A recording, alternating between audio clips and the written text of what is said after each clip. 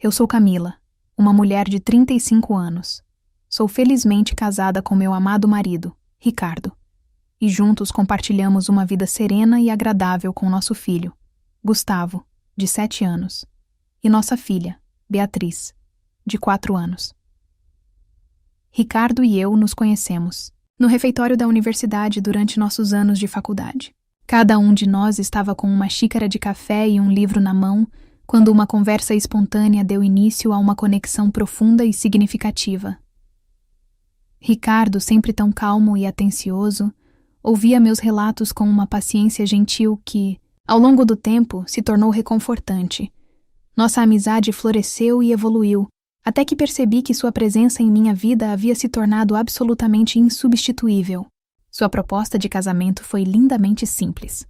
Sob um dossel de árvores floridas, ele timidamente apresentou um anel e declarou com ternura: "Eu quero ficar com você para sempre."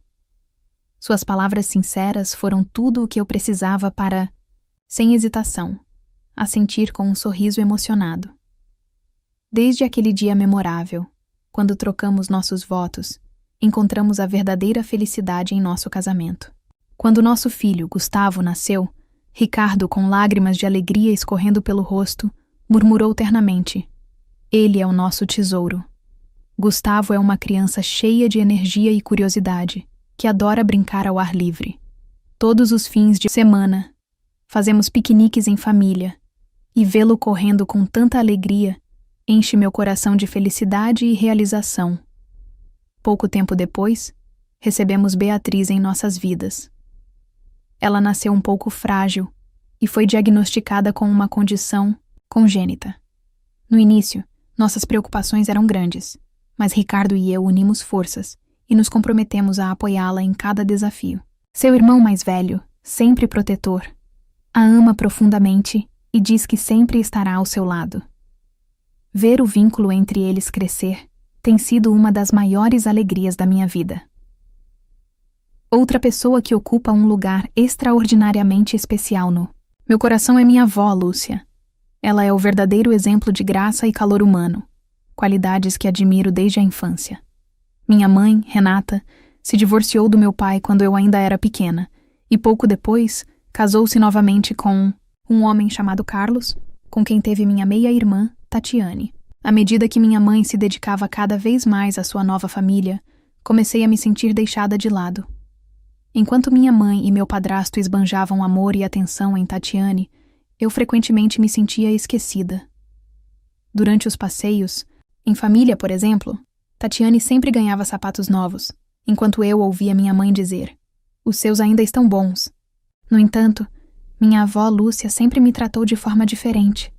Ela me envolvia em seus abraços calorosos e dizia, com sua voz tranquilizadora: "Camila, você é minha neta preciosa." Sempre que a solidão me atingia, era na casa dela que eu encontrava conforto e carinho. O afeto que eu tanto ansiava receber da minha mãe raramente se concretizava, tornando a presença da minha avó um verdadeiro refúgio para o meu coração. Em momentos importantes, como o meu casamento e o nascimento, dos meus filhos, meus pais e minha meia-irmã demonstraram pouco interesse. Meu casamento parecia mais uma obrigação para minha mãe e Carlos do que uma celebração.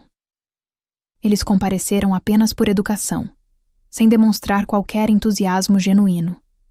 Minha mãe sequer fez comentários sobre os preparativos ou sobre o vestido que escolhi, me deixando com a sensação de que meus sonhos e aspirações estavam se dissolvendo no ar. Mesmo quando Gustavo nasceu, minha mãe continuou priorizando Tatiane. Ela o levou ao hospital logo após o parto, mas demonstrou um interesse mínimo pelo meu bebê. As perguntas sobre o recém-nascido pareciam surgir mais por curiosidade do que por um verdadeiro afeto. Seu olhar era distante e indiferente. Eu desejava, desesperadamente, que minha mãe enxergasse e amasse o meu filho de verdade, mas seu foco permanecia fixo em Tatiane. Isso me fazia sentir incrivelmente isolada dentro da minha própria família. Minha mãe, Tatiane e Carlos formavam uma unidade tão fechada que muitas vezes eu me sentia uma estranha entre eles. Aceitar essa realidade foi muito difícil para mim. Eu refletia sobre essa situação repetidamente, mas nunca conseguia encontrar uma forma de conciliar esses sentimentos. Com o tempo, comecei a me afastar e a enxergar meus relacionamentos familiares de uma perspectiva mais ampla. Minha avó Lúcia, no entanto, ficou emocionada ao saber da minha decisão de me casar. Quando contei a ela, seus olhos se encheram de lágrimas de felicidade e ela exclamou: "Parabéns, você fez uma escolha maravilhosa." Suas palavras sinceras aqueceram meu coração e quase me fizeram chorar. Lúcia realmente desejava a minha felicidade, e isso me tocava profundamente. Quando apresentei Ricardo a ela pela primeira vez, ela o recebeu com um sorriso genuíno. Percebendo que ele estava um pouco nervoso, segurou sua mão firmemente e disse com carinho: "Por favor, cuide bem da Camila. Estou contando com você." Ricardo, emocionado, sorriu timidamente e expressou sua gratidão. Naquele momento, senti o quanto minha avó me amava e a imensa confiança que depositava nele. Quando Gustavo e Beatriz nasceram, a alegria dela foi imensa, superando todas as minhas expectativas. Ela os amava profundamente. Quando Gustavo deu seus primeiros passos, Lúcia, com lágrimas nos olhos, exclamou: "Olha só, ele já está andando." Sempre que Beatriz sorria, minha avó ficava encantada e, com brilho nos olhos, comentava: "Alegremente, Beatriz está começando a se parecer com sua mãe." Para meus filhos, Lúcia não era apenas uma bisavó. Ela era uma fonte ilimitada de amor incondicional para mim. Seu calor e afeição duradouros têm sido um pilar fundamental de apoio, me dando força e coragem através de todos os desafios da vida. Lúcia nutria um profundo amor pelo Havaí, e sua casa era adornada com vibrantes pinturas e ornamentos havaianos, que infundiam cada cômodo com um ambiente tropical tranquilo. Após a perda precoce do meu avô, ela escolheu viver, valorizando, independentemente as memórias que compartilhavam, em homenagem ao seu querido passado. Ela utilizou a herança para comprar uma casa na praia, um lugar imbuído de suas memórias preciosas, que tinham um significado especial para ela. A charmosa casa de campo ficava majestosamente ao longo da imaculada orla da praia, servindo como um refúgio de paz e tranquilidade a cada visita. Após o casamento, eu frequentemente levava minha família para ficar na casa de campo, ao lado de minha amada avó Lúcia, conhecida por suas proezas culinárias. A torta de limão de Lúcia era particularmente excepcional. Seu sabor era inigualável. Estar ao lado dela na cozinha, envolto nos deliciosos aromas de açúcar e manteiga, continua sendo uma das minhas memórias mais queridas. Ricardo ficou igualmente encantado pelo ambiente sereno, muitas vezes comentando com um sorriso satisfeito: "Este lugar é como o paraíso." Gustavo correu alegremente ao longo das praias arenosas, enquanto Beatriz adorava sentar no colo de Lúcia, cativada por suas histórias fascinantes. O profundo afeto de Lúcia por minha família era inconfundível. Quando ela me confidenciou que planejava deixar esta casa para mim, meu coração se encheu de alegria. A casa era um repositório de memórias preciosas, e eu imaginei criar memórias igualmente calorosas para meus filhos. No entanto, esses dias felizes foram ofuscados quando Lúcia ficou gravemente doente. Dediquei-me a cuidar dela, mas administrar as complexidades de saúde de Beatriz simultaneamente provou ser um desafio formidável. Sem que eu soubesse, durante esse período tumultuado, minha mãe, Renata, e meu padrasto Carlos fingiram preocupação por Lúcia, enquanto secretamente conspiravam para reivindicar sua propriedade.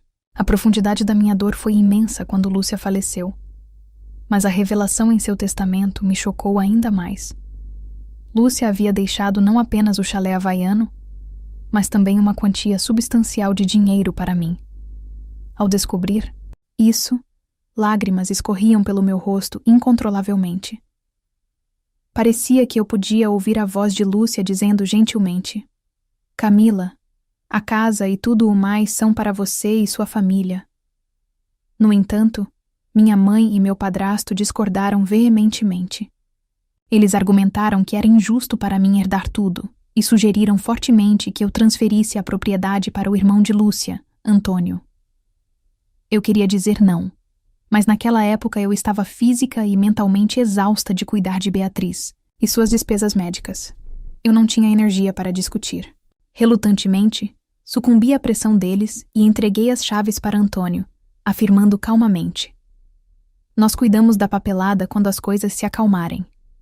A perda da querida casa na praia de Lúcia foi dolorosa, mas eu me forcei a me concentrar apenas em Beatriz.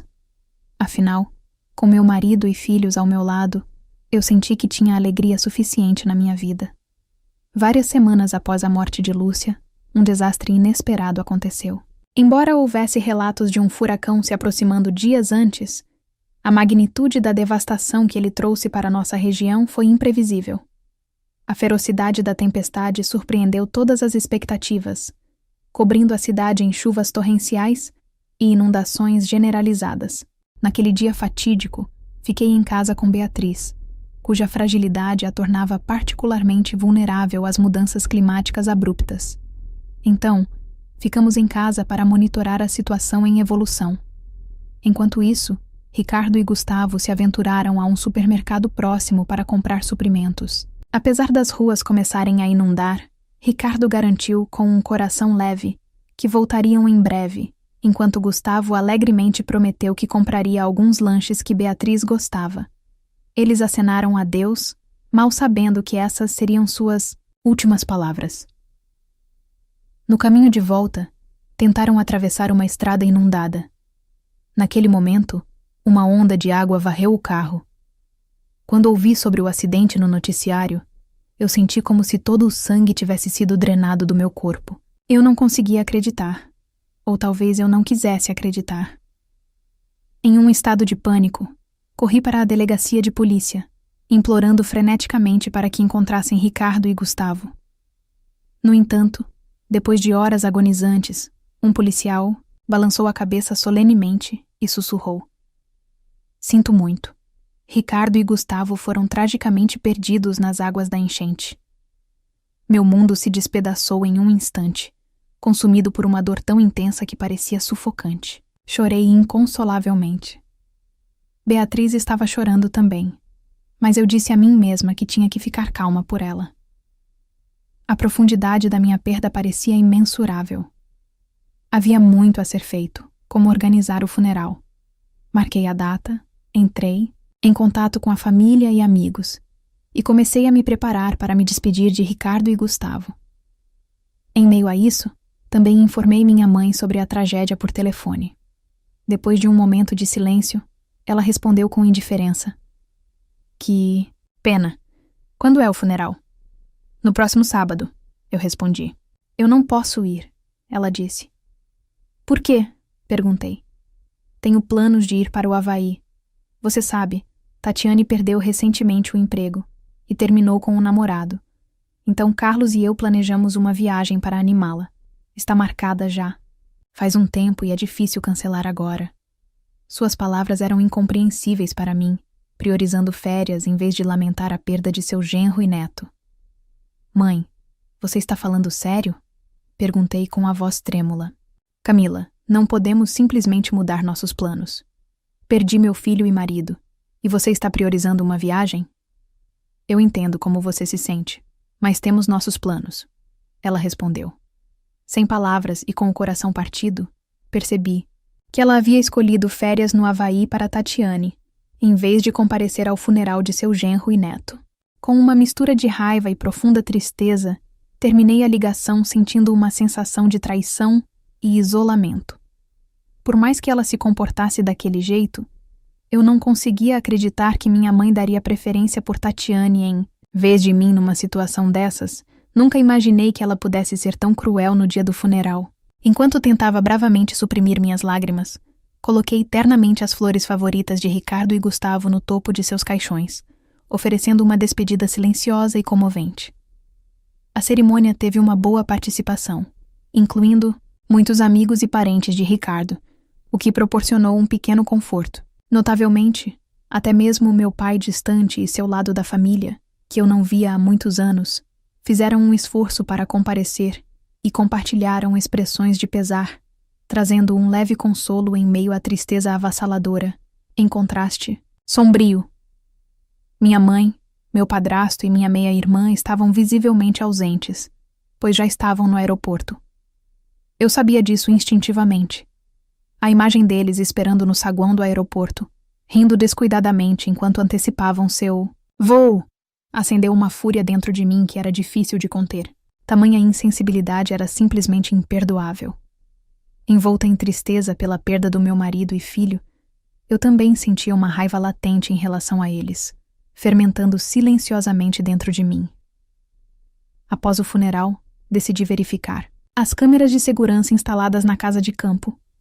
Vê-los ali casualmente, como se nada tivesse acontecido, solidificou minha determinação. Eu estava determinada a não deixá-los escapar com sua indiferença. Prontamente, chamei a polícia e os denunciei por invasão de propriedade, o que levou ao despejo deles da casa de campo. Quando a polícia chegou e os escoltou para fora, eles ficaram completamente perplexos. Freneticamente, alegaram que a casa de campo deveria pertencer ao irmão da minha avó, Antônio. Mas suas alegações caíram em ouvidos moucos. Os policiais, informados por mim de que eu era a proprietária legal e que não tinha autorizado a estadia deles, seguiram as instruções. Compartilhei isso com minha família, que ficou visivelmente chocada e confusa. Eles não tinham escolha, a não ser encontrar acomodação temporária em um hotel próximo. Logo após o despejo, minha mãe me ligou furiosa. "O que você fez, Camila? Por que você faria uma coisa dessas?" A voz dela estava grossa de raiva, e por um momento fiquei sem palavras. Pela sua audácia, fiquei momentaneamente sem reação, pensando novamente. Ela só pensa em si mesma. Eu não entendo por que isso seria considerado invasão de propriedade. Somos uma família. Não deveria ser um problema para nós visitarmos. Ela continuou veementemente. Eu não posso acreditar que você faria uma coisa dessas. Essa casa devia pertencer a Antônio. Meu coração ficou ainda mais frio com suas palavras. Eu sentia a sobreposição da minha dor e traição do passado. Ela continuou a afirmar seus direitos, sem reconhecer seus erros. Os últimos vestígios de calor em meu coração lentamente se solidificaram em gelo. "Mãe, por favor, acalme-se e escute", eu disse calmamente. "Quando você entrou naquela casa, eu ainda não tinha completado a papelada legal, o que significa que a casa ainda era legalmente minha. Eu não sabia disso. É inacreditável que você acusaria sua própria família de invasão. Você sabe quanto custou o hotel?" Sua voz ainda estava cheia de raiva. "Como você pôde fazer isso? Nós somos uma família." Apesar de sua raiva crescente, eu mantive meu chão. Se realmente fôssemos uma família, então comparecer ao funeral do seu genro e neto deveria ter sido sua prioridade. Eu não considero as pessoas que pulam um evento familiar tão crucial como parte da minha família. Isso a deixou momentaneamente sem palavras, mas aproveitei a oportunidade para expressar toda a frustração e raiva que estava segurando. "Eu não considero mais você uma família", eu declarei firmemente, e encerrei a ligação logo em seguida. Soube que o padrasto e a meia-irmã da minha mãe interromperam a viagem e voltaram para casa mais cedo do que o planejado. Provavelmente, planejaram ficar na casa de campo por vários dias, mas agora enfrentavam um fardo financeiro inesperado devido à situação. Naturalmente, parecia apropriado que eles passassem por algumas dificuldades financeiras, apesar de seu retorno. Minha mãe continuou a me culpar agressivamente pela situação, independentemente de sua indiferença e traição. Ela insistiu em me retratar como a culpada. "Você realmente fez algo terrível ao trair sua própria família." Ela me enviou mensagens repetidamente. Eu escolhi ignorar suas mensagens. E com o tempo, suas palavras se perderam, sem causar qualquer impacto em mim. Meu coração esfriou completamente em relação a eles. Ricardo sempre teve o principal ganha-pão, proporcionando um estilo de vida estável e confortável para nossa família ao longo dos anos. Eu sempre enviei apoio financeiro aos meus pais, especialmente porque minha mãe frequentemente pedia ajuda, e meu padrasto frequentemente exigia ajuda financeira. No fundo, eu nunca me senti obrigada a enviar dinheiro a eles. Era mais sobre a expectativa de que eu deveria apoiá-los. Mas depois da perda de Ricardo e Gustavo, e particularmente com a perda da ausência gritante de minha mãe no funeral, meu ressentimento em relação a ela atingiu o auge. Sua decisão de priorizar uma viagem de lazer ao Havaí, em vez do luto, com sua família, foi uma traição imperdoável que deixou meu coração gelado. Como resultado, decidi cessar todo o apoio financeiro a eles. No mês seguinte, minha mãe percebeu, e ela me ligou em pânico. Quando o telefone tocou, eu senti uma onda de perturbação tomando conta de mim, mas consegui manter a compostura. Por que você não enviou o dinheiro? O que você quer dizer com isso? Eu respondi calmamente, mas com firmeza. Eu não vou mais lhe enviar nada, nem um centavo. Depois de um silêncio atordoado, minha mãe se opôs veementemente. Por que você faria isso? Você sabe que dependemos do seu apoio. Como vamos? Viver se você não nos ajudar? Sua voz estava cheia de desespero e raiva. Naquele momento, percebi que havia aceitado totalmente minha decisão. Não importava o quão chateada ela ficasse, eu não seria influenciada. Não tenho intenção de continuar a enviar dinheiro. Mas você nem compareceu ao funeral. Não vejo razão para continuar apoiando pessoas que escolheram ir de férias para o Havaí em vez de lamentar a perda do meu marido e filho. Eu respondi friamente. A fúria da minha mãe se intensificou com minhas palavras. Você é uma criança, tão fria para dizer coisas tão cruéis, sem nenhuma consideração por mim, ela exclamou. Mas eu não fui a mais afetada por suas palavras. Tudo bem, eu não acho que haja mais nada para discutir. Eu concluí e desliguei o telefone pela última vez. Depois de encerrar a ligação, reafirmei minha decisão de não ter mais nada a ver com essas pessoas. Depois disso, minha mãe e meu padrasto, que viviam do meu sustento e das suas pensões, tiveram que se virar apenas com suas pensões. De acordo com parentes, Tatiane, que foi demitida de seu emprego, não encontrou um novo emprego e ainda estava morando em casa, suas finanças domésticas estavam tensas, até mesmo dificultando o pagamento de serviços públicos. A família, que costumava jantar fora com frequência, agora estava limitada a refeições econômicas. Minha mãe escolheu mantimentos com desconto com um suspiro, e meu padrasto lutou para encontrar trabalho, prejudicado pela idade. A antiga vivacidade se foi, substituída por um silêncio pesado que provavelmente pairava sobre sua casa. No entanto, eu não sentia simpatia por eles. Eu não me sentia mais obrigada a resolver suas dificuldades. Proteger minha própria paz de espírito era minha maior prioridade. A partir daí, o comportamento da minha mãe e do meu padrasto tornou-se cada vez mais desesperado. Eles começaram a aparecer na minha casa sem avisar, implorando por dinheiro, e quando eram recusados, gritavam e causavam estragos. Temendo suas visitas imprevisíveis, eu dobrei as fechaduras nas minhas portas e instalei câmeras de segurança.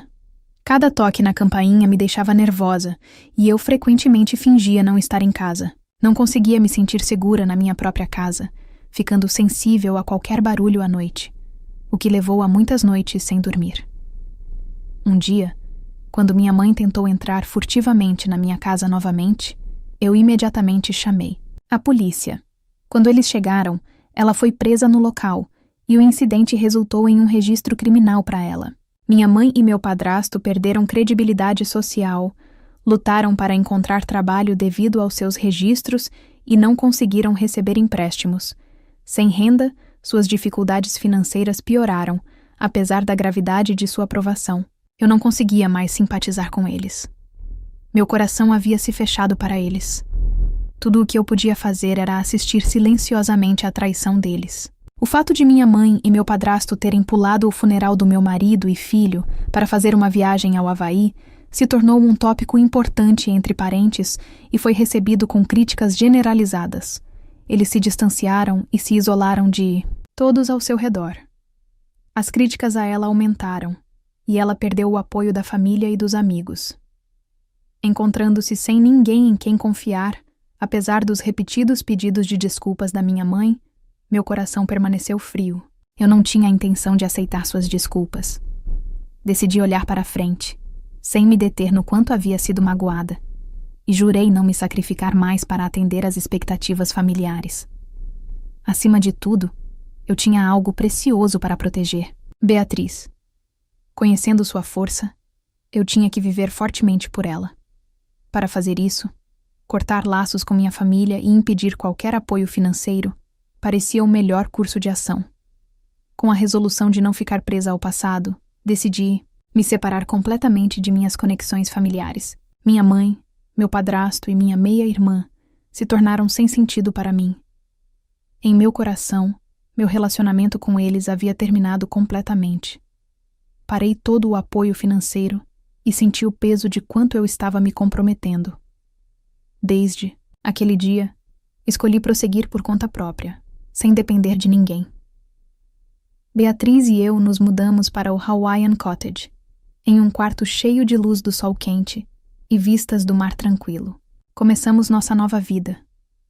Beatriz gradualmente recuperou sua força, e enquanto eu a apoiava, encontrei uma nova esperança dentro de mim. Agora livre da minha família e das dores do passado, eu me senti liberta. Apesar das lágrimas que eu tinha derramado, olhando para trás, essas lágrimas eram agora por ir além do meu passado, não retornar a ele. Às vezes, enquanto Beatriz e eu caminhávamos pela praia, eu pensava em como nossa difícil jornada nos moldou. Isso me fez apreciar nossa nova vida ainda mais. Beatriz, lentamente recuperando seu sorriso, parecia estar superando algo dentro de si. Desde que tomei a decisão de viver fortemente, nossas vidas gradualmente se tornaram mais pacíficas, e eu senti um novo futuro se revelando para nós. O fim do meu relacionamento com minha família me permitiu me recuperar. Aprofundei meu vínculo com Beatriz e comecei a aproveitar a vida novamente. Aqueles momentos me deixaram verdadeiramente feliz por ter cortado laços com minha família e ansiava por um futuro de liberdade e renovação. Orgulhosa de poder viver olhando para frente, decidi trilhar cada passo da minha vida com firmeza. Agora me diz, se estivesse no lugar de Camila, como você reagiria ao saber que sua mãe priorizou uma viagem ao invés do funeral do seu marido e filho? E você já sentiu que alguém da sua família te tratou como uma segunda opção? Como você lidou com isso? Escreve aqui nos comentários. E não esquece, se você gostou do vídeo, clique em curtir e se inscreve no canal também. Assim você não perde nenhuma história emocionante, de amor ou de drama familiar. E me diz também, qual tipo de história você prefere?